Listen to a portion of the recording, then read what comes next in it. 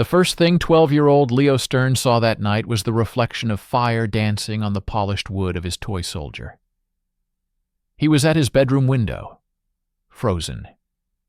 His Berlin, his familiar street of linden trees and warm bakery glow, was gone, replaced by a nightmare of moving shadows and an angry, roaring orange light.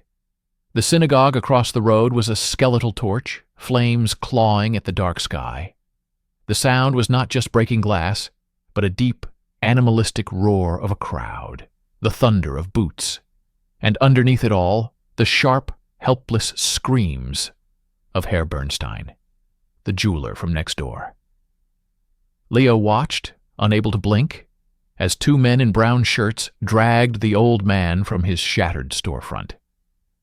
Herr Bernstein's slippered feet scraped uselessly against the cobblestones before he was thrown like a sack into the back of a waiting truck. This was not a newsreel. This was his window. The door to their apartment exploded inwards. Not a knock, a splintering crash that shook the walls. Leo's mother, Elsa, pulled him into the study, her hand cold and wet over his mouth. Through the crack in the door, he saw them. Two Gestapo officers, their long leather coats dripping with rain and malice. They did not yell. Their silence was worse. The taller one, a captain with a face like a closed fist, picked up his father's favorite crystal decanter from the sideboard. He examined it, nodded slowly, and then let it fall. The shatter was a gunshot in the silent room. Leo's father, Eric, stood perfectly still, his jaw a hard line. "Eric Stern, you will come with us," the captain said, his voice a dry rustle. Elsa moved then. She did not plead. She walked to the mantelpiece with a terrifying glacial calm.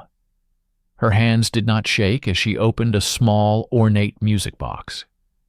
From beneath a silk lining, she took out her great-grandmother's emerald brooch. It caught the chaotic light from the window, glowing with a sick, green fire. She approached the captain and placed it directly into his gloved palm. She did not let go of his hand for a second, forcing him to meet her eyes.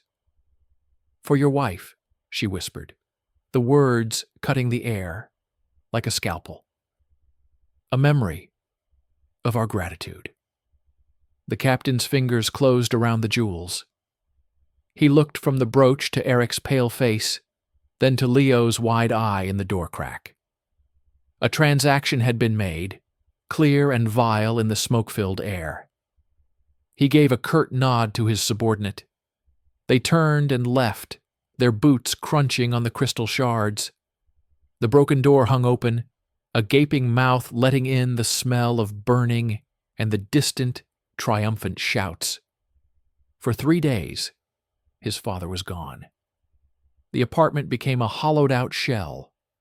Leo and his mother packed their lives into 2 steamer trunks. They did not speak. Every creak of the floorboards was a returning boot. Leo packed only the essentials forced upon him: warm clothes, a single book. At the very bottom, hidden in a sock, he placed his tin cavalryman. His mother methodically tore photographs from albums, burning the faces of relatives in the kitchen sink, watching their smiles curl and blacken into ash. The past was now dangerous evidence. When Eric Stern returned, he was a stranger. He smelled of cold stone, urine, and fear. A purple swollen bruise haloed his left eye. He could not hold a cup of tea. His hands trembled too violently.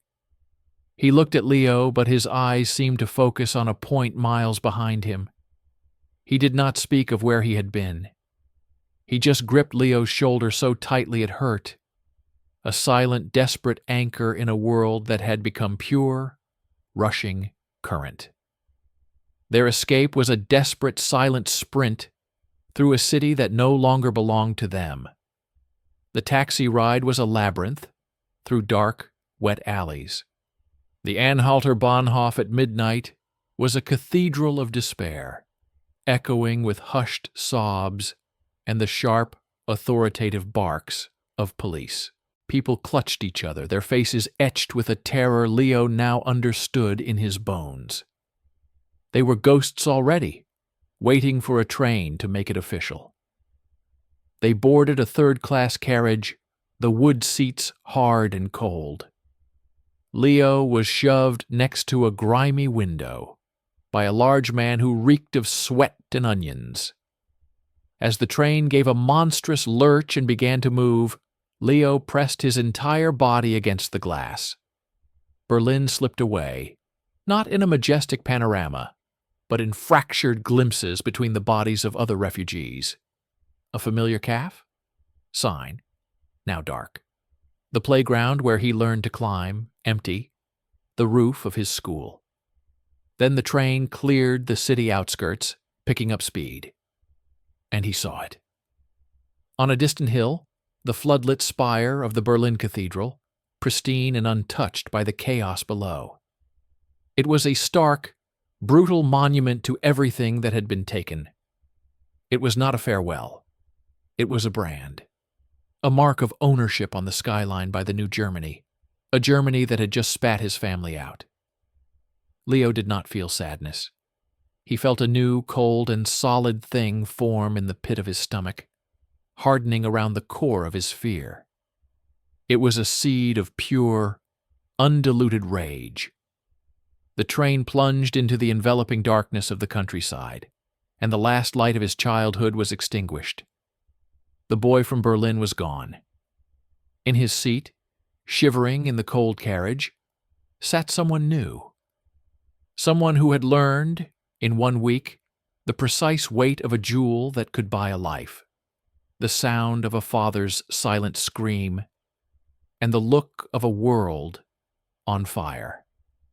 He closed his eyes, but all he could see was the emerald glitter in a leather glove, and the spire, watching them flee. The ship that carried Leo Stern across the Atlantic was a floating tomb of silence.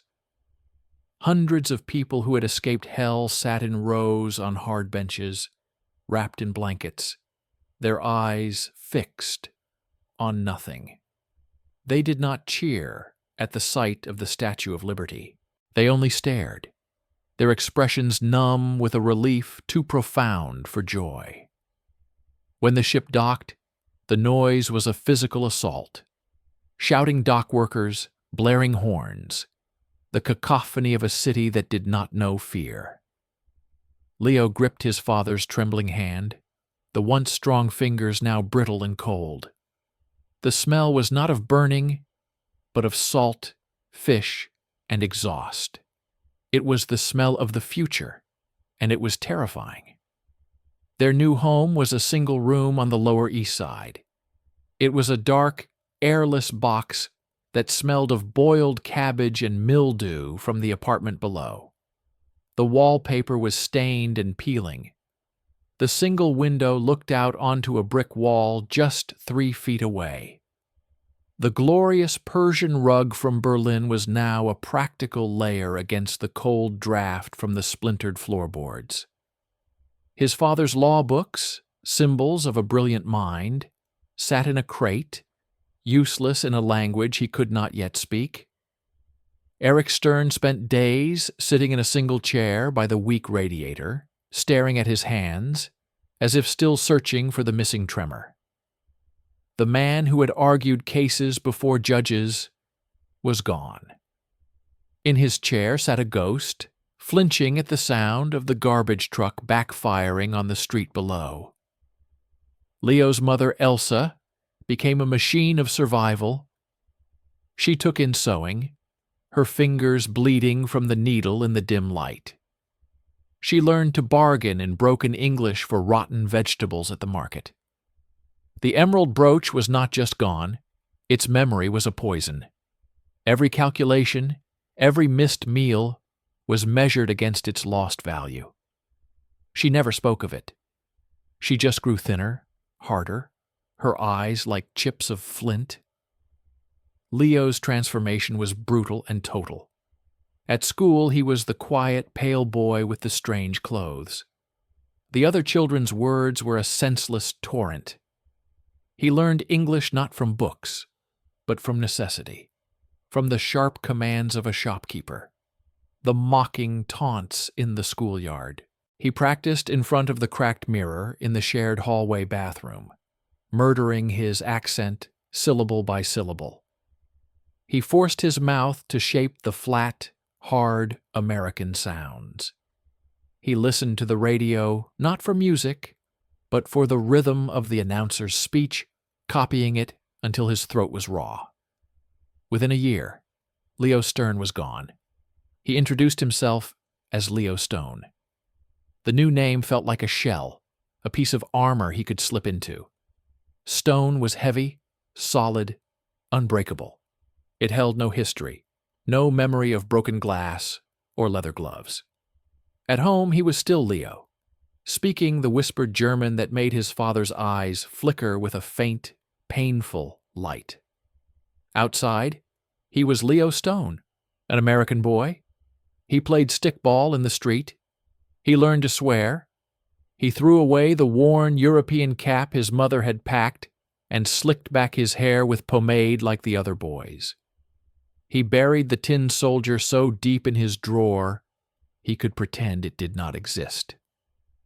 The news from Europe was a slow, creeping poison seeping into their fragile new life. It arrived in dense paragraphs of newspaper print his parents pored over, their faces turning to ash. It was in the letters that stopped coming, first from his uncle in Hamburg, then from his cousins in Frankfurt. The last letter from his grandmother in Prague was just 3 lines, the handwriting frantic and sloping, ending mid-sentence with a blot of ink, as if the pen had been snatched away. His mother did not cry when she read it. She made a small, choked sound in her throat, like an animal caught in a trap, and then methodically fed the letter to the gas flame on the stove. They did not speak of it. The silence in the room grew thicker, a living thing that swallowed light and sound. Leo absorbed the rage. He channeled it into a cold, focused determination. He worked after school, delivering groceries, running errands, his fists clenched around coins that he brought home to his mother. He stopped looking at maps of Europe. He stopped listening to his parents' whispered conversations about visas and affidavits for people who were already just names on a missing list. He built a wall inside himself, brick by brick. Behind it, he stored the images, the fire in the synagogue, the brooch in the glove, his father's empty chair. He let them harden into a single solid mass of hatred. It was the only thing from the old world he allowed himself to keep. Then, on a quiet Sunday afternoon in December 1941, the war came for him in America. He was in the cramped living room, helping his mother mend a shirt. The radio was playing symphonic music. The music stopped abruptly, cut by the sharp, panicked voice of an announcer. Words tumbled out. Pearl Harbor. Attacked. Battleships sunk. This is not a drill. His mother's needle froze. His father, in his chair by the radiator, slowly turned his head toward the radio's fabric grill, a light Leo had not seen in years dawning in his eyes. Not hope, but a terrible, grim recognition. The next day, the city was electric, with a unified, roaring fury. American flags appeared everywhere. Recruiting posters seemed to bloom on every wall overnight. The enemy had a face now, but for Leo, it was not the face of a Japanese pilot. It was the face of the Gestapo captain. It was the sneer of the brown-shirted men. It was the anonymous crowd cheering as his world burned. He stood in a long line at the recruiting office. The boy ahead of him, a loud Irish kid from the block, was talking about patriotism and paying back the Japs. Leo said nothing. When the weary sergeant behind the desk looked at his paperwork, he saw only Leo Stone, born New York, NY. No accent, no history. Just a lean, hard-eyed young man with a jaw set in a line of cold purpose. "Why do you want to serve, son?" the sergeant asked, not really looking up. Leo's voice did not waver. It was flat, clean, American. "To fight, sir." He did not say who. He did not say for what. The mass of hatred behind his wall pulsed, a dark star finally finding its direction. That night, he told his parents. His mother's hands flew to her mouth, her eyes wide with the old, familiar terror. His father stood up from his chair, a sudden, shocking movement. The ghost was gone, replaced by the furious, devastated man Leo remembered from Berlin. Eric Stern's voice, hoarse from disuse, filled the tiny room, shaking the walls. "You are running toward the fire. We clawed our way out of that grave. I will not watch them put my son into the ground they made for us." Leo met his father's gaze, his own eyes devoid of the boy who had fled. The wall inside him was complete. "That grave is still there," Leo said, his voice terrifyingly calm. "And they're still filling it. I'm not running. I'm going to bury them in it." He left the apartment, the echo of his father's shattered cry clinging to him. He walked the bustling, neon-lit streets of his adopted city, but he did not see it. He saw a distant, floodlit spire against a black sky. He saw a brooch in a glove. He felt the cold, solid weight of the new name in his pocket, his official draft notice. Leo Stone was going to war, and Leo Stern, the boy from Berlin, was the ammunition he would fire. The crossing to England on a troop transport was a descent into a new kind of chaos. It was not the silent terror of the refugee ship, but a loud, vulgar, sweating animal chaos. The hold stank of vomit, diesel, and the sharp, sour fear of thousands of young men. Leo Stone moved through it like a ghost. He did not join the shaky card games or the bragging sessions about girls back home. He sat on his bunk, methodically disassembling, cleaning, and reassembling his M1 Garand rifle. The cold, precise machinery of it was a prayer. The weight of the stock in his hands, the smell of the gun oil, these were real. They were tools for a single, defined purpose. He had built himself for this. His American accent was flawless, his uniform worn with a sharp, almost cruel efficiency. The other men in his reconnaissance platoon called him the Professor for his quiet, focused intensity. They did not know it was the focus of a scalpel being sharpened. His captain, a weary Midwesterner named Briggs with a permanent squint, noticed him not for his toughness, but for his silence. During a routine interrogation of a handful of bedraggled, shivering German prisoners from a captured outpost, the assigned translator stumbled. The prisoners, boys no older than Leo, spoke in a rapid, panicked dialect. Leo, polishing his boot nearby, did not look up, but his shoulders stiffened. Captain Briggs saw it. "Stone, you understand this gibberish?" Leo looked up, his face a blank slate.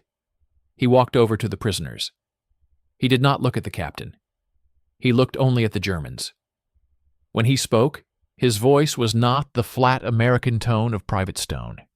It was the clear, native Berlin German of Leo Stern. It cut through the air like a blade. The prisoners flinched, their eyes widening in confusion at this American soldier with the voice of a Berliner. Leo asked a single, precise question about unit strength to the west. The eldest prisoner, a corporal with a bloody bandage on his head, stammered an answer, his gaze fixed on Leo's face with dawning horror. Leo translated the answer for Captain Briggs in his perfect American English, then turned and walked away, without another glance at the prisoners. The transaction was complete. He had used a piece of his buried soul as a weapon, and it had worked. Captain Briggs made him the unit's interpreter and tactical advisor. The Ghost of Berlin was now a classified asset of the United States Army. D-Day was not a battle for Leo. It was a baptism. The landing craft ramp dropped not into water, but into a screaming, kinetic hell of machine gun fire and geysers of blood and sand. He did not feel fear. The wall inside him held. He moved up the beach, a low, calculating predator. His first kill was not a moment of drama. It was a problem to be solved. A German machine gun nest was pinning down his squad behind a burning tank. Leo flanked it through a landscape of torn bodies and cratered earth. He came upon the nest from the side. 2 German soldiers, one feeding a belt of ammunition, the other firing in short, disciplined bursts. They were boys, their faces smeared with dirt and exhaustion. One of them had a letter tucked into his helmet strap, the edge fluttering in the wind from the explosions. Leo raised his rifle. He saw the profile of the gunner, the shape of his helmet. For a split second, it superimposed with the memory of his childhood friend Karl, wearing his Hitlerjugend cap. The image was a crack in his wall, a surge of something hot and chaotic. Recognition, pity, fury flooded him. He crushed it. He exhaled, and between the end of his exhale and the next roar of an explosion, he squeezed the trigger twice. The gunner slumped.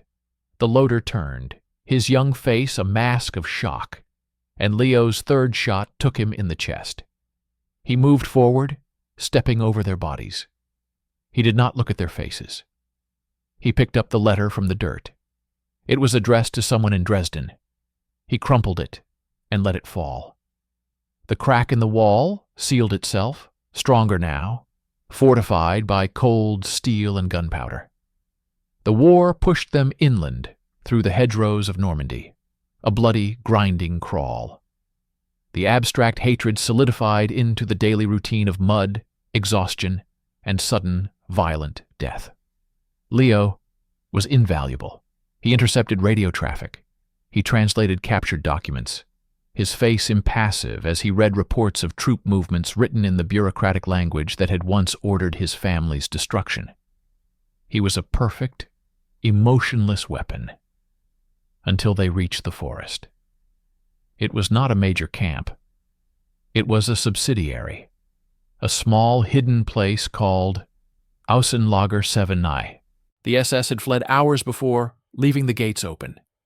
The smell hit them first, a sweet, cloying, putrid stench that made men vomit where they stood. Then they saw the living skeletons in filthy stripes, moving like ghosts between the rows of foul barracks. The American soldiers stood frozen, their faces pale with a horror for which nothing had prepared them. Leo moved past them, his rifle held loosely.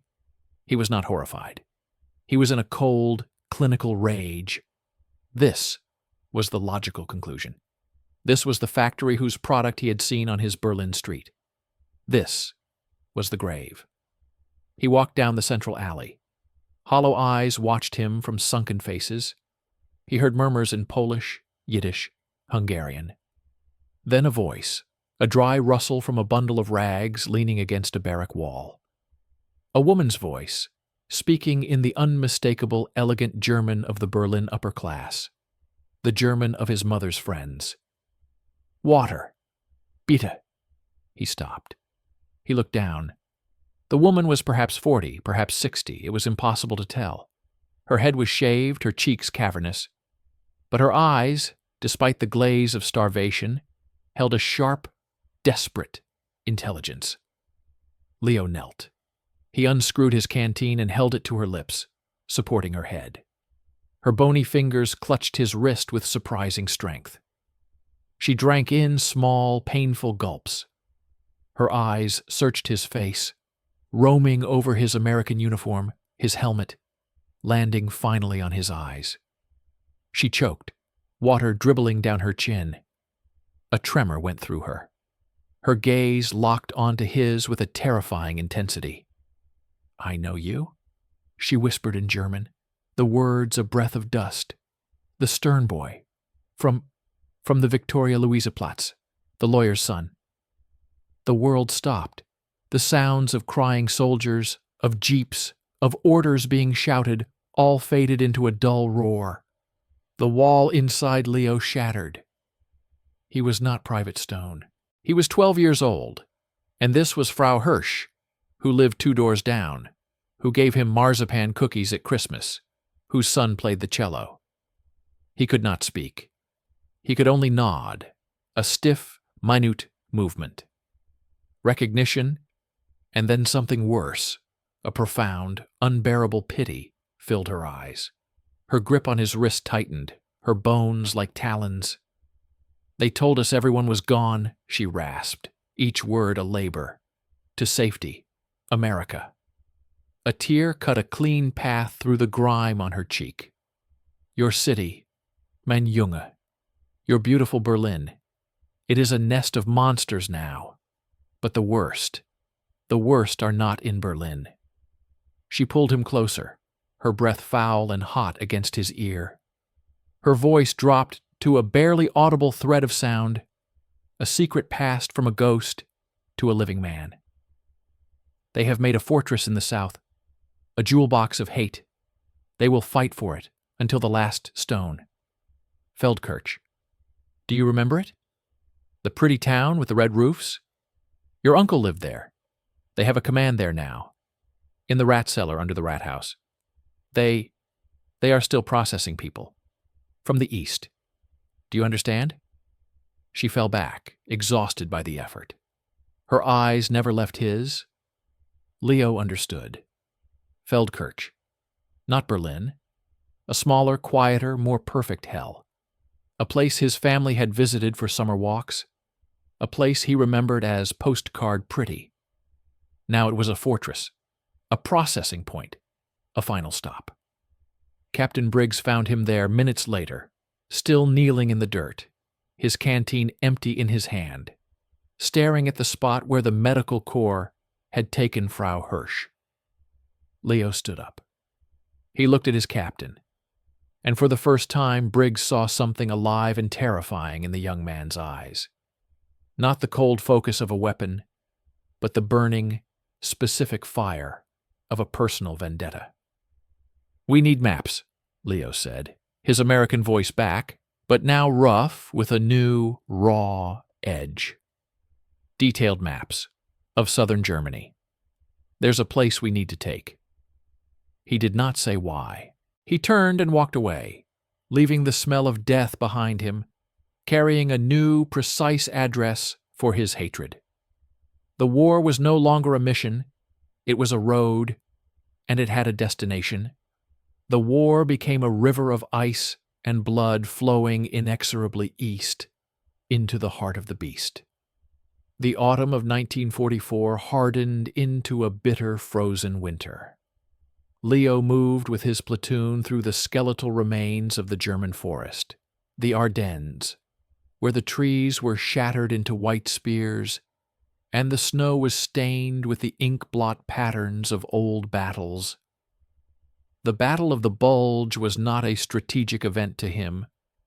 It was a week-long nightmare of screaming artillery in a white void, of shadows in the mist that became German infantry in snow suites, of frostbite chewing at his toes.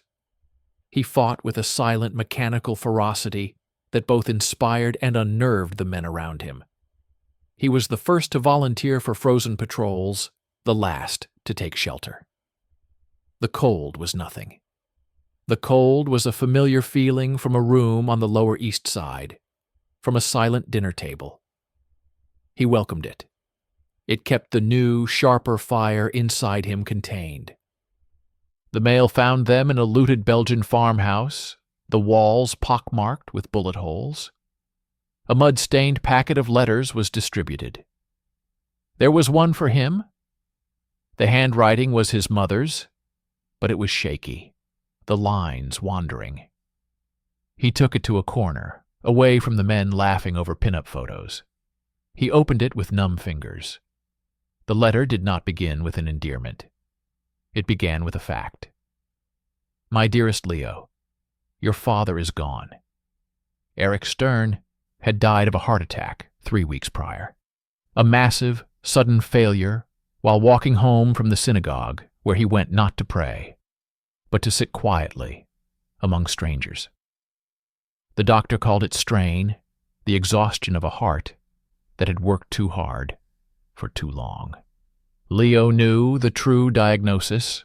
His father's heart had been broken in a Gestapo cell in 1938, and it had simply taken 7 years for the final pieces to stop moving. His mother's words were stark, devoid of her usual careful poetry. She wrote of the practicalities, the small insurance policy, the kindness of the refugee community. Then, near the end, a sentence that burned itself into Leo's mind. His last clear words were not to me. He was looking at the ceiling, and he said, very clearly, the green ledger, the third shelf, in the library in Feldkirch. They must not have it. Then he closed his eyes. Leo read the sentence 10 times. The library in Feldkirch, not their own library in Berlin, the Stadtbibliothek in the small, picturesque town of his uncle. A place of summer visits, of dusty sunbeams, and the smell of old paper. What green ledger? What could possibly be there that mattered now? It was the raving of a dying man, disconnected from reality. But it was also a command, a final cryptic mission from the ghost of his father. It fused with the desperate whisper of Frau Hirsch in the camp. They have made a fortress, Feldkirch.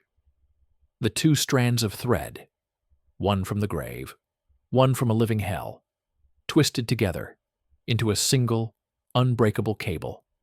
It pulled him east. Weeks later, caked in the grime of 100 miles of advance, the platoon was briefed in a commandeered Gasthaus.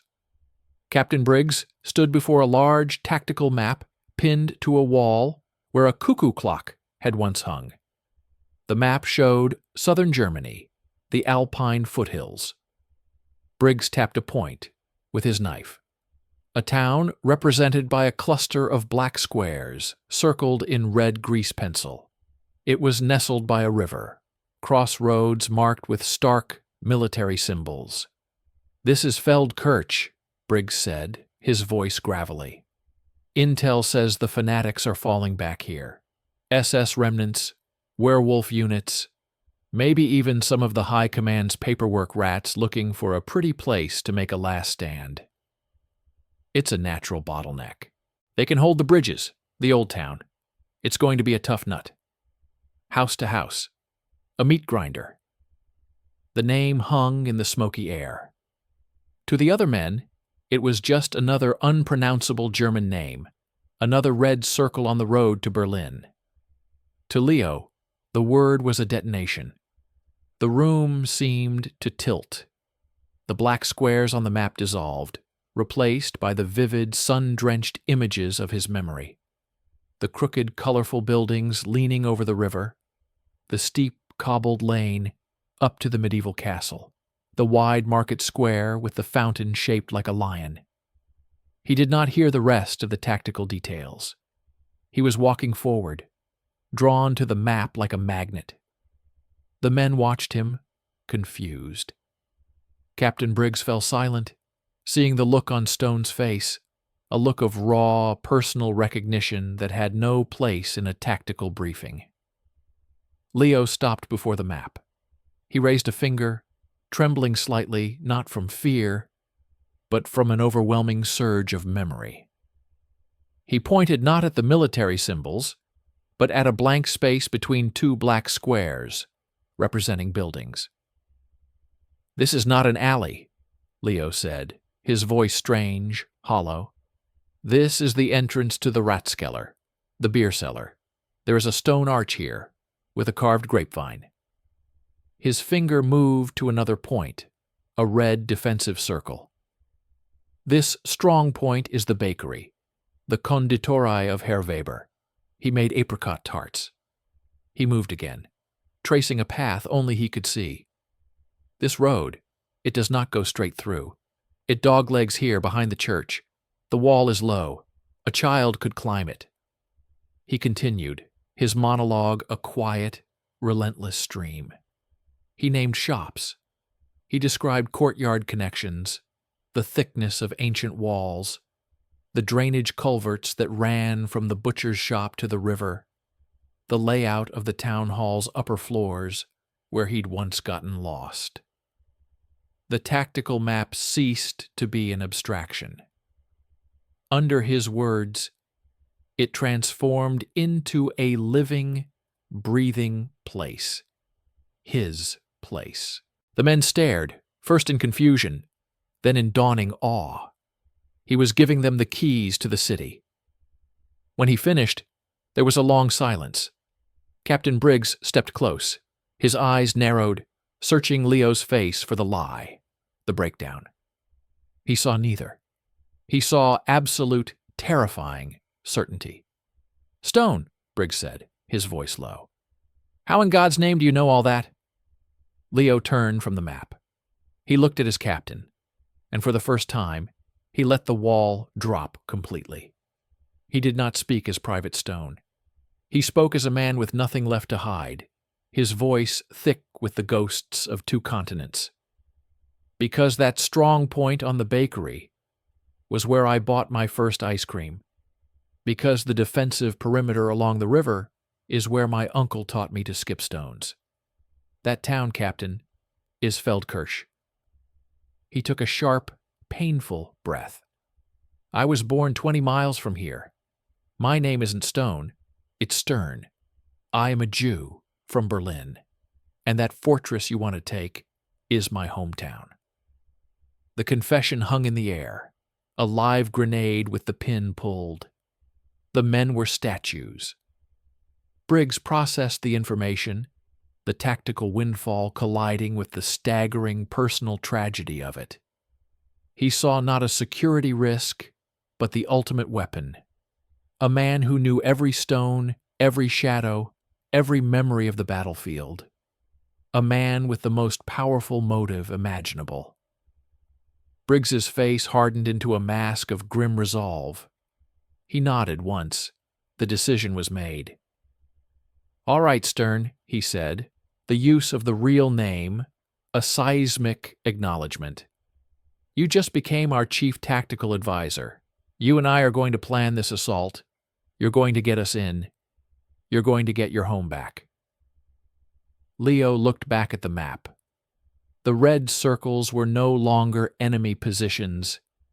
They were infections on the body of his past. The green ledger, the rat cellar under the rat house, the fortress. They were all one target now. The war had finally handed him a map he could read with his soul. The road had ended. The reckoning was here. The dawn of the assault was a silent, gray monster. A cold, clinging fog rose from the River Ill, wrapping the distant red roofs and the stark Gothic spire of the cathedral in a shroud. Leo crouched in a drainage ditch at the edge of a potato field, the same field where, as a boy, he had chased butterflies with his cousin. The damp earth under his knees now smelled of cordite and diesel, not fresh soil. His heart was not pounding with fear, but with a terrible synchronized rhythm, as if counting down the seconds to a homecoming he both craved and dreaded. He had drawn the maps. He had led the sand table briefings, his finger tracing routes through a model of the town he'd built from memory. He had pointed out deadly choke points and secret passages with the dispassionate clarity of a surgeon describing anatomy. But now, seeing the real silhouette against the bruised sky, the model in his mind shattered and rebuilt itself 1,000 times, each memory a shard of glass. The order came through the radio headset, a crackle of static that was the starter's pistol. The world exploded. American artillery, positioned on the hills he'd picnicked on, roared to life. The first shells screamed over his head, not toward an abstract enemy, but toward specific coordinates he had provided. He watched, his mouth dry, as the first impacts blossomed in orange and black. Not on military targets first. On the old watermill by the bridge, a perfect sniper's nest he remembered from boyhood fishing trips. The picturesque mill disintegrated in a cloud of splinters and dust. The past was being systematically dismantled by his own hand. They advanced by squad, a lethal choreography through the fog. The initial resistance was sporadic, then solidified into a storm of steel as they crossed the river and entered the first narrow streets of the old town. The sound was a physical wall, the ripping snarl of German MG-42s, the sharper retort of American rifles, the deafening crump of Panzerfausts. It echoed off the ancient cobblestones and half-timbered facades, a sound these streets had not heard in centuries. Leo's squad moved like rats in a maze he had designed. He led them not down the main street, but through a painted wooden gate he knew led to a communal garden behind a row of houses. They emerged in a courtyard where laundry had once hung.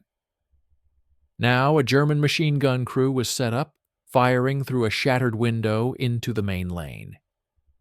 Leo's squad took them out from behind with a short, brutal fusillade. As they moved through the courtyard, Leo's boot kicked over a child's wooden rocking horse, its paint scorched by grenade blast. He did not pause. Every corner was a collision of timelines.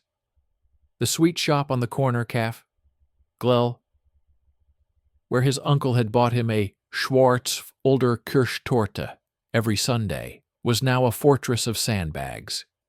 Its large display window, once filled with pastries, was a jagged mouth spitting machine gun fire. Leo signaled, and a bazooka team fired. The beautiful FA-8 vaporized in a flash, silencing the gun, burying the memory of sugar and cream under tons of medieval timber and plaster. He moved in a state of hyper-aware dissociation. Part of his brain was the soldier, scan, advance, cover, fire. The other part was the ghost, walking alongside, pointing in silent horror. This is where you scraped your knee. This is where the old man gave you an apple. This is where you kissed a girl from the next village behind that fountain. The most profound shock was not a sight, but an absence. They fought their way toward the main square. Leo knew the square intimately, the towering rat house with its clock tower, the stone market cross, the linden trees. As they neared its edge, using the low wall of the church cemetery for cover, he risked a glance around a crumbling tombstone. The square was a nightmarish parody. The rat house was scarred, but standing, its windows dark eyes. But where the linden trees had stood, where the market cross had been, there was now only a flat, packed earth area, cleared for an anti-aircraft gun emplacement that now lay destroyed, its barrel twisted toward the sky. And in the center of the square, where the beautiful medieval fountain with its laughing lion had spouted water, there was a stark, blackened hole. They had blown up the fountain. They had erased the heart of the town, the meeting place, the symbol. The physical void hit Leo harder than any enemy bullet. It was proof that the soul of this place had not just been corrupted. It had been surgically removed. Pushing through an alley reeking of gas and death, his squad encountered fierce resistance from a second-story window of a tall, narrow house. Leo provided covering fire, his back pressed against the soot-stained wall of what he suddenly, viscerally recognized as his uncle's bookbindery. The familiar, now-blasted sign, Buchbinderei Stern, hung by a single hinge above his head. This was the place. The library his father mentioned was elsewhere, but this was the family business, the reason for their summer visits. As the firefight reached its peak, a German soldier, maybe a boy of 16 in a too-big helmet, tried to flee from the building's rear. He stumbled into the alley, his face a mask of terror and exhaustion, raising his hands in surrender. One of Leo's men, a raw kid from Texas named Donnelly, tensed to fire, his rifle coming up. "Don't!" Leo's voice was a raw shout, cutting through the noise. It wasn't mercy, it was recognition. The boy's face, beneath the grime and fear, had the same open, rounded features as his childhood friend, Karl. The same boy who had joined the Hitlerjugend, and whom he'd last seen waving a wooden rifle. This wasn't Karl. Karl would be a man now. But it was his ghost, his echo. In that split second, Leo didn't see a Nazi. He saw the boy from next door. Donnelly hesitated. In that hesitation, the young German soldier, misreading the shout as a command to attack, panicked. He fumbled for a stick grenade at his belt. There was no more time. Leo's rifle was already at his shoulder. His finger was already on the trigger. The decision was not conscious. It was a reflex carved by years of war and hatred. He fired a single shot. The boy's head snapped back. He crumpled to the cobblestones, the unused grenade rolling from his lifeless hand with a dull, metallic clatter. Leo lowered his rifle. He stared at the body, at the young, dead face that was not Karl's, but could have been. The ghost of his friend, the ghost of his own childhood, lay bleeding out on the stones in front of his family's bookbindery. He had not just killed a soldier. He had murdered a memory. The cold, efficient engine of revenge inside him coughed and sputtered, flooding with a new, toxic fuel. A devastating, personal grief for everything that was lost, including the boy he used to be. He turned away, his face a stone mask once more, and motioned for the squad to move forward. The battle for his hometown raged on, but inside Leo Stern, a different, quieter war had just reached a terrible, silent climax. The battle had become a fever dream of echoes. The systematic advance devolved into a series of isolated, vicious firefights in courtyards, on stairwells, in burnt-out shops. Communication broke down into static and distant screams. A direct hit from a mortar or a Panzerfaust, Leo never knew which, sent a storm of brick and timber and concussive force through his squad. The world went white, then black, then a roaring, muffled silence. He was thrown against a stone wall, the impact driving the air from his lungs. When his vision cleared, swimming with dust and blood from a cut on his forehead, he was alone. The sounds of his squad's fighting were distant, moving away down a parallel street, swallowed by the labyrinth. He was in a narrow, familiar alley, behind the apothecary. The Apotheke zur Goldenen Kugel. Its sign, a gilded orb, lay shattered in the gutter. The alley was eerily quiet, a pocket of sudden stillness in the maelstrom. He knew this place. From this alley, a gate led to the small rear garden of his uncle's house. Their house. His body moved before his mind could protest. He was not following orders. He was pulled by a gravity older than the war. He shoved the wrought iron gate. It groaned open on rusted hinges. The small garden was a ruin of neglect and violence. The rose trellis where his aunt grew prize-winning blooms was a tangle of splintered wood and brown, dead vines. A shell crater had swallowed the little stone bird bath. But the house itself, a tall, narrow, half-timbered building with green shutters, still stood. Its windows were blown out, its facade scarred by shrapnel, but it was defiantly upright. The sight of it, wounded but surviving, punched through the soldier's shell and found the boy hiding inside.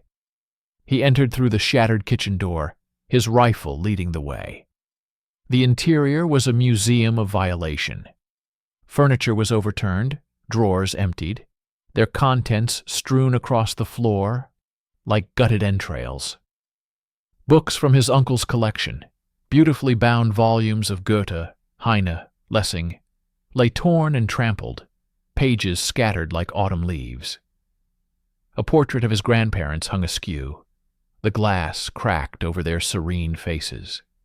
The smell was of mildew, dust, and underneath it, the faint, lingering ghost of his aunt's Apfelkuchen. He moved through the rooms in a state of profound dislocation. The parlor where they'd gathered for music, the dining room where they'd celebrated Passover, a Seder his father had led with such pride. Each space was a double exposure, the happy memory sharply overlaid with the present wreckage. He climbed the stairs, each creak a thunderclap in the silence. In what had been his cousin's room, a small, iron-framed bed lay on its side. A German helmet sat on the floor beside it, a half-eaten ration tin next to it. The invaders had slept here. Then he went to the room that had been his, the small one under the eaves with the round window that looked out over the town's roofs toward the distant castle.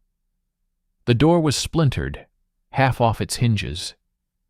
Inside, it was stripped bare. But in the corner, the small wooden wardrobe remained. With a trembling hand, he pulled it open. Empty, save for a few moth-eaten blankets. Driven by a memory so precise it hurt, he knelt and felt along the interior back panel. His fingers found the slight depression, the almost imperceptible seam. He pressed. A small hidden compartment, a craftsman's secret from his bookbinder uncle, clicked open. Inside, wrapped in oilcloth, was not a weapon, not a document. It was his tin soldier, the same Prussian cavalryman he had hidden there on that last frantic visit in 1938, a desperate act of a child claiming a piece of his home for the future. He unwrapped it. The paint was chipped, the horse's leg slightly bent, but it was intact. It was the most solid, real thing he had touched in 7 years. The weight of it in his palm was the weight of his stolen innocence. He closed his fist around it, the cold metal biting into his skin, an anchor in the roaring sea of the present. A sound, not from outside, from below. A faint, metallic scrape. Then silence. Then a muffled cough, instantly stifled. Leo was a soldier again, instantly. He pocketed the tin soldier, raised his rifle, and moved back downstairs, with lethal silence. The sound had come from the cellar. The entrance was in the kitchen, a heavy wooden door now slightly ajar, darkness yawning beyond. He listened. He heard breathing. Multiple people. Shallow, terrified breaths. He kicked the door fully open, aiming his rifle down the steep stone steps into the blackness. "Raus! Komm raus! Hände hoch!" he barked, the German commands ripping from his throat. A whimper echoed up. No movement. He flicked on the rifle's barrel-mounted flashlight. The beam cut through the dusty gloom, illuminating the stone steps, the earthen floor, It swept across shelves of empty preserving jars, a broken chair. Then it found them. Huddled in the farthest, darkest corner behind a stack of empty coal sacks was a group of people. Not soldiers, civilians. 5 of them. Men and women, emaciated, their clothes hanging off them like sacks, their faces pale moons in the sudden light, screwed up in terror. They shrank back, clutching each other. One, an elderly man with a wild white beard, held up a bony hand against the blinding beam. Leo's finger tightened on the trigger. Collaborators hiding? A trap? Then the old man squinted, his eyes trying to see past the light to the figure holding the gun. He saw the American uniform, but he also heard the native Berlin accent. He saw the shape of the face beneath the helmet, the grime, and the blood. His expression shifted from terror to a desperate, searching confusion. "Leo," the old man croaked, his voice like dry leaves. "Leo Stern?" The name spoken here, in this cellar, by this ghost, was a seismic shock. Leo lowered the flashlight beam slightly. The old man leaned forward, his eyes wide with an impossible hope. "It is you. I saw you last. A boy on a bicycle. You brought your uncle a package from Berlin. I was Apteker Vogel. From the corner." Memory ignited. Herr Vogel, the pharmacist. A gentle man who gave licorice to children and always had a kind word. This skeletal wraith was him.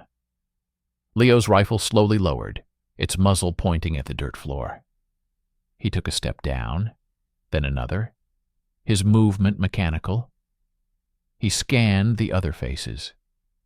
A middle-aged woman he recognized as the wife of the town clerk. 2 younger men, hollow-cheeked, their eyes burning with a feverish light.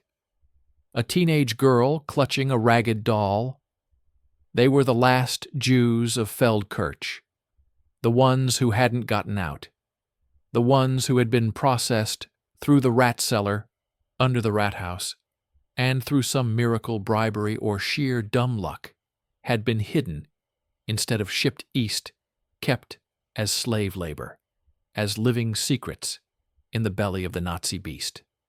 Apteker Vogel began to weep silently, tears cutting tracks through the grime on his face. He tried to speak, but only choked sounds came out.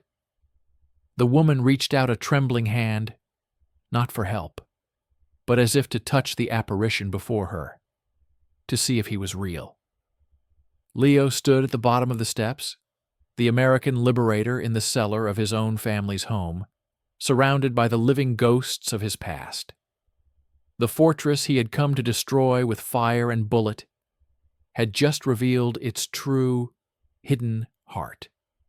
Not fanatical soldiers, but these broken, hidden souls. The Green Ledger, the fortress, the whispers from the camp. It all led here, to this dark, damp hole. He had not found an enemy to slaughter. He had found the very people he had, in his soul, come to avenge. The weapon of his hatred dissolved in his hand, leaving only a crushing, overwhelming duty. He had come to liberate a town. He had just found the only part of it that was truly, still, his to save. Getting the 5 survivors out was a tactical operation more delicate and urgent than any street fight. They were weak, terrified, disoriented by light and sound. Leo used the coal sacks to make dark shawls, breaking up their pale, stark outlines. He gave them strict, whispered instructions in the German of their home, a sound that now meant safety, not terror. He led them not back into the main battle, but through a warren of interconnected back gardens and over low walls he knew from childhood exploration, the secret roots of a boy becoming the escape route for the condemned. He delivered them to a stunned American medic in a makeshift aid station set up in the burnt-out shell of the very bakery he'd destroyed hours before. The medic looked from the skeletal figures to Leo's fierce, blood-smeared face. "Found them," was all Leo said, his voice gravel. He did not wait for a response. His mission had bifurcated. One part was complete. The other, the darker, older part, was still screaming in his head. The green ledger. The rat cellar under the rat house. The battle had condensed, like a storm contracting to its eye. The remaining Nazi resistance had coalesced into a final, desperate redoubt. The Feldkirch rat house itself. The grand old town hall, with its clock tower and ornate stone carvings, was now a lethal hornet's nest. Machine gun fire spat from its arched windows. Sniper rounds pinged off the cobblestones of the square from its bell tower. A Sherman tank, knocked out earlier, burned greasily in the center of the square, providing a smokescreen of black, acrid fumes. Leo found Captain Briggs directing fire from behind the carcass of the anti-aircraft gun. Briggs's face was grim. "We can blast it to rubble, but it'll take time. More men. They're dug in like ticks in there." Leo stared at the rat house. He saw not a military objective, but the seat of civic power, where his father had once conducted business, where he'd marveled at the stained glass windows in the great hall as a child, and beneath it, the cellar, the processing point, the place Apotheker Vogel had whispered about with unutterable dread. "There's another way," Leo said, his eyes fixed on a small iron-grated drain cover at the base of the building's side wall, nearly invisible behind a crushed lilac bush. "The old storm drain. It runs from the river, under the square, into the rat house cellar. They used it for flooding. My uncle told me about it when they repaired it." Briggs eyed him, weighing the soldier against the personal vendetta. He saw the absolute certainty. The tactical map in Leo's mind was now a blueprint for a reckoning. A small team. You point. They shoot. Leo led the way, a hand-picked squad of 4, including the Texan, Donnelly, who looked at him now not with camaraderie but with a species of awe. They moved like shadows along the riverbank, then dropped into a cold, fast-moving stream that vanished into a stone culvert. They waded in chest-deep, freezing water, their weapons held high, guided by Leo's flashlight. The tunnel was a claustrophobic tube of slime and echoing drips. It smelled of rot and damp stone. After 100 nightmarish yards, Leo pointed upward. An iron ladder, rusted and ancient, led to a circular hatch. He went first. The hatch was heavy, sealed from the other side, but not with a modern lock. It was a simple iron bar. He signaled for silence, then threw his shoulder against it, with a muffled, grinding groan. It gave. He pushed it open a crack, then wider. The smell that wafted down was not of damp, but of something else. Cold cement, stale sweat, a metallic hint of blood, and the cloying sweetness of cheap disinfectant. The rat cellar. They emerged into a large, low-ceilinged basement. It was lit by a single bare bulb hanging from a wire. The room was a chillingly efficient administrative nightmare. Long wooden tables were piled with neat stacks of forms, stamped with eagles and swastikas. Filing cabinets lined one wall. A row of small doorless cubicles like animal pens stood against another, each containing a bare wooden stool. On one table sat a bulky typewriter, a sheet of paper still curled in its roller, frozen mid-sentence. But the most horrifying thing was the wall of ledgers. Dozens of them, bound in varying colors, lined up on shelves with bureaucratic precision. Inventory logs. And among them, exactly as his father's dying mind had shrieked, a single ledger, with a faded green cloth cover. Leo walked to it, his boots echoing in the silence. He pulled it from the shelf. He opened it. It was not written in standard German script. It was a coded list, a ledger of names, dates, and chillingly euphemistic notations. Transport 14E 87 Stika verarbeitet. Processed. Next to some names, including those of his uncle and aunt, was a different mark. Sonderbehandlung, Standort A, Special Treatment, Location A, and a hand-drawn, meticulous map of the town, marking not defenses, but hidden caches of looted property, art, jewelry, bonds, with his uncle's bookbindery circled. It was the plunder ledger, the cold financial record of the genocide in Feldkirch. His father, the lawyer, had known of its existence, had feared it falling into the wrong hands, becoming a bargaining chip for the criminals. Leo stuffed the ledger into his field jacket against his chest. It felt like a block of ice against his heart. A sound from above. Boots on stone stairs. The squad flattened against the walls, weapons raised. The door at the top of the stairs opened. 2 German soldiers, SS insignia on their collars, descended carrying a crate of papers. They were not expecting Americans in the heart of their fortress. The firefight that followed was a deafening, blinding explosion of violence in the confined space. Muzzle flashes lit the room in strobic horror. 1 SS man went down immediately. The other, wounded, scrambled back up the stairs, shouting an alarm. There was no more stealth. It was a race upward. They burst out of the cellar door into a grand marble hallway, now littered with rubble and spent casings. Gunfire echoed through the building. Leo's squad engaged a group of defenders in a chaotic, room-by-room clearing operation. It was brutal, intimate killing. Leo moved with a focused rage, the green ledger a burning brand against his skin. He was no longer liberating. He was exercising. He pushed toward the main administrative office, the B. Argermeister's chamber. He knew the way. He kicked open the ornate double doors. The room was a scene of surreal collapse. The large desk was covered in maps and empty schnapps bottles. The tall windows overlooking the square were shattered. And standing by the window, back to him, was a German officer in a tailored, but now dirty, SS Standartenf HRR's uniform.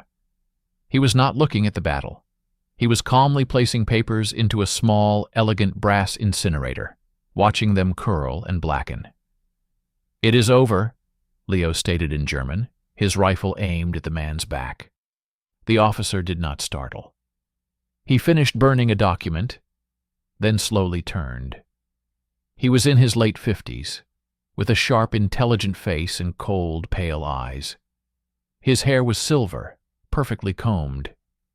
He looked at Leo's American uniform, his muddy, savage appearance, and his lips curled in a faint, disdainful smile. There was no recognition. He saw just another enemy barbarian in his sanctum. "Over?" the officer echoed, his voice cultured, precise, the voice of a university man, a planner. "A moment in history is concluding. I am merely tidying the files." Leo took a step forward. The man's face, his posture, the condescending calm, it was the essence of the machine that had destroyed his life, distilled into one man. This was the architect of the rat cellar, the author of the green ledger. The officer's eyes flickered over Leo, seeing the intensity, the personal hatred. He misread it as simple, soldierly fervor. "You Americans think you bring freedom. You bring chaos. You have no idea what we built here. The order." Then his gaze dropped. It landed on the corner of the green ledger, protruding from Leo's jacket where a button had torn loose. The disdain on his face froze. Then it shifted, not to fear, but to a sudden, sharp professional interest. That is municipal property. You have no right. Something in the man's tone, the proprietary claim on an inventory of murder, snapped the last thread in Leo's mind. He took another step, now close enough to see the fine lines around the man's eyes, the pale scar on his chin. And in that proximity, Leo saw it. Not in the man's aged face, but in the cold, assessing light in his eyes. It was the same light, the same precise, merciless gaze. The memory slammed into him with the force of a physical blow. The Gestapo captain in his Berlin apartment. Younger, his hair dark, but the same eyes. The same man who had taken his mother's emerald brooch from her hand. The man who had shattered the decanter. The man who had owned their fear for 3 days. The officer saw the shock of recognition in Leo's eyes. His own brow furrowed slightly, searching his memory. He saw the shape of the jaw, the set of the eyes beneath the helmet, the Jewish boy from the apartment on Victoria Louise Platz, now grown into this avenging soldier in foreign uniform. A flicker of something, not remorse, but a chilling intellectual acknowledgement, passed over his features. Leo's rifle was pointed at the man's heart. His finger was on the trigger. The entire war, every loss, every moment of rage, was focused down this barrel, at this one ghost. Captain Briggs and 2 other soldiers burst into the room, weapons up. "Stone! Status!" The German officer did not flinch. He looked from the ledger to Leo's face and gave a small, almost imperceptible shrug, as if conceding a minor point in a long-debated argument. Leo did not move. He held the man's gaze, the ghost and the man fused into one. Then slowly, deliberately, he lowered his rifle. He did not shoot. "He's nobody," Leo said, his voice hollow, empty of everything. "Just a clerk, burning trash." He turned and walked out of the room, leaving the ghost to the justice of the victors, carrying the weight of the ledger and the crushing knowledge that some demons are not slain with bullets, but must be walked away from, left in the ruined palaces they built. The liberation was complete, and it tasted only of ashes. Silence did not fall upon Feldkirch like a blanket. It descended as a thick, heavy pall of dust and smoke, settling into the cracks between the cobblestones, muffling the last echoes of gunfire and the agonized cries of the wounded. The final, fanatical resistance in the Rathaus Tower ended not with a spectacular explosion, but with a white flag, a grimy handkerchief, waved from a shattered window. The sudden absence of noise was more deafening than the battle had been. It was the sound of a town holding its breath, waiting to see what came next. Leo stood alone in the center of the main square. The acrid smoke from the burning tank stung his eyes, but he did not blink. He turned in a slow, deliberate circle. The world was rendered in shades of gray, black, and the dull, angry red of still, smoldering embers. The Rathaus, its clock face frozen at a time that no longer mattered, stood scarred and silent. The buildings around the square were pockmarked with bullet holes, their windows gaping dark sockets. The cleared space where the beautiful lion fountain had once bubbled with life was now just a crater filled with rubble and muddy water. They had not just destroyed a monument, they had gouged out the town's navel.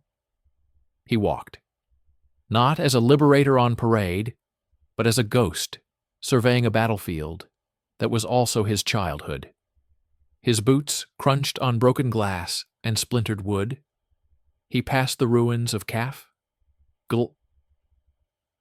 where he had once tasted the sweetest cake of his life, now a blackened skeleton smelling of burnt sugar and cordite. He saw American medics tending to wounded soldiers, both GI and German. The enemy and the liberator laid side by side on the cold stones, equal in their shared, broken humanity.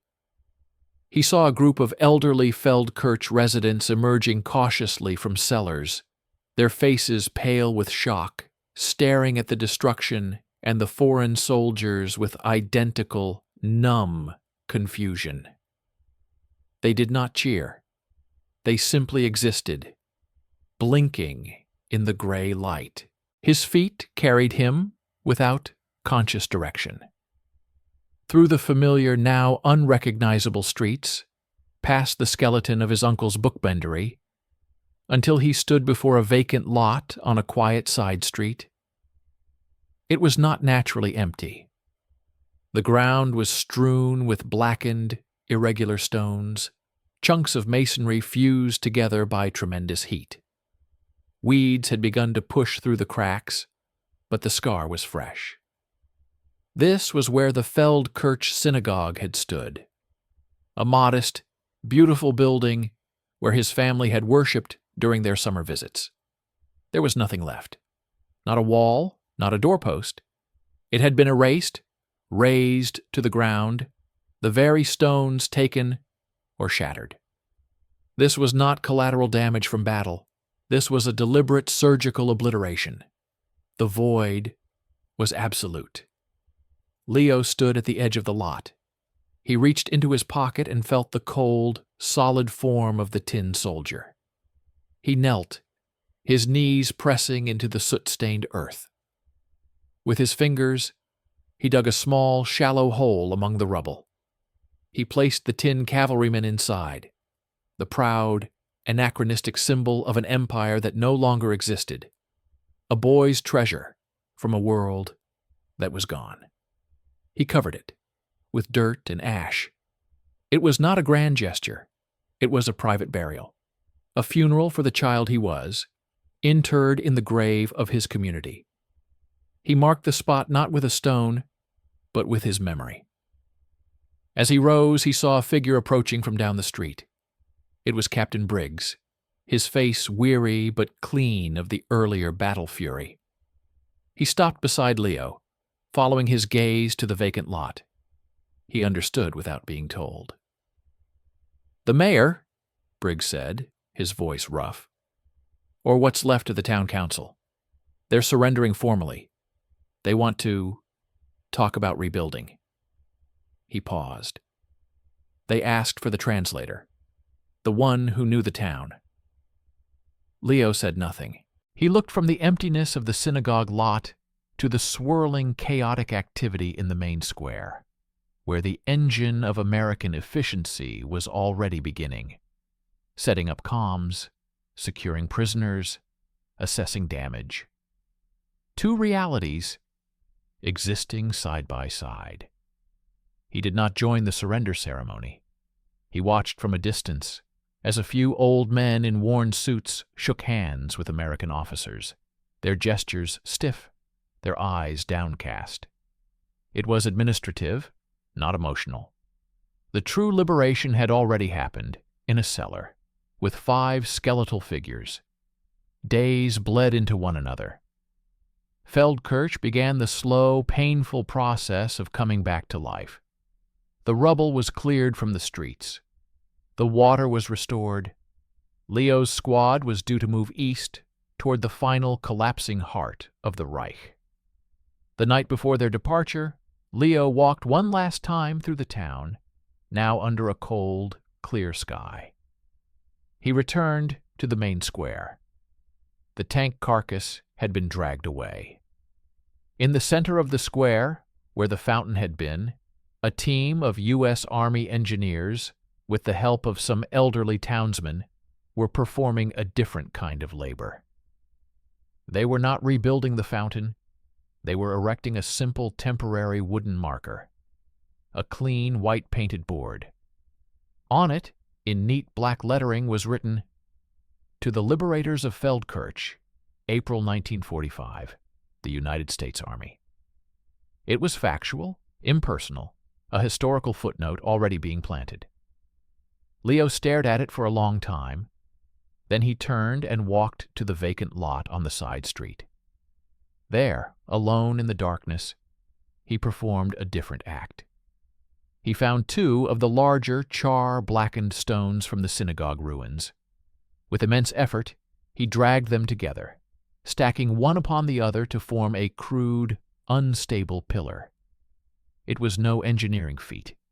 It was a cairn, a silent, defiant marker for a monument that would never be officially rebuilt, for names that might never be fully known. It stood in the shadows, a counterpoint to the clean, white sign in the sunlit square. He placed his hand on the top, cold stone. This was the true monument, not to liberation, but to what had been lost to make liberation necessary.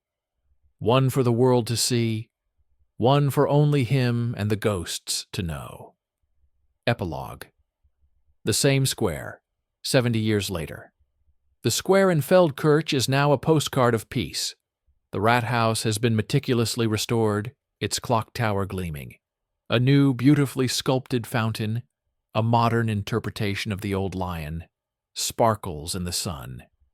Calf spill out onto the cobblestones, filled with the chatter of tourists and the smell of fresh coffee. An old man, leaning on a polished cane, moves slowly through the cheerful crowd. His hair is white, his face a map of deep lines, but his posture is straight. He is not a tourist. He moves with the certainty of memory. Leo Stern stops before the fountain, his eyes lifting to the rat house, then scanning the happy scene. There is no pain on his face, only a profound, weathered calm. He turns and walks down the familiar side street. It is still quieter here. The vacant lot is gone. In its place stands a small, beautiful park. At its center is a permanent bronze memorial, a wall of names and a sculpture of broken, ascending stones. The memorial to the Jewish community of Feldkirch, 1933-1945. An old preserved tin soldier, encased in a small glass box, is embedded at the base of the sculpture. A recent, mysterious addition that historians attribute to an anonymous donor. Leo stands before the wall of names. He finds the ones he knows, his uncle, his aunt, others. He places a small, smooth stone from his pocket on the ledge, a Jewish tradition. He does not pray. He simply remembers. A young boy, his grandson, with curious eyes, tugs at his sleeve. "Grandpa Leo, did you really fight here? Were you a hero?" Leo looks from the solemn bronze memorial back toward the bustling, vibrant square, visible down the street. He sees both monuments, the one to loss and the living, breathing monument of recovery. He feels the weight of the green ledger, now archived in a museum, and the lightness of the tin soldier, finally home. He puts a gentle hand on his grandson's shoulder. His voice is soft, carrying the echoes of Berlin and New York, of gunfire and silence. "I was a soldier," he says, "and I came back to a place I once loved. I found it broken, and I helped it stop bleeding." He looks into the boy's eyes, willing him to understand the unspeakable complexity. The heroism wasn't in the fighting. It was in the choosing, to remember both the wound and the healing. He takes the boy's hand, and they walk together, leaving the silent stones of memory behind, stepping back into the sunny, noisy square, carrying the whole, impossible history within them, a living bridge between the monument in the shadows and the world in the light.